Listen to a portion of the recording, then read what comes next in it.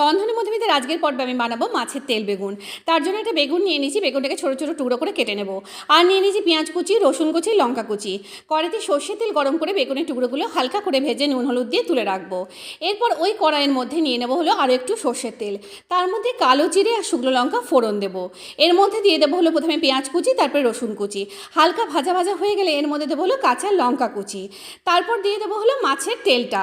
এরপরে ভালো করে সাঁতলে নিয়ে এর মধ্যে দেবো হলো জিরে গুঁড়ো, ধনে গুঁড়ো, নুন, হলুদ, লঙ্কা গুঁড়ো আর স্বাদ মতো একটু চিনি। এবার ভালো করে মশলাটাকে কষিয়ে নেব।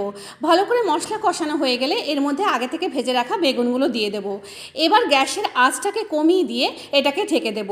বেগুন থেকে যে জল বেরোবে তাতেই পুরোটা সেদ্ধ হবে, এতে আলাদা করে জল দেওয়ার কোনো দরকার হবে না।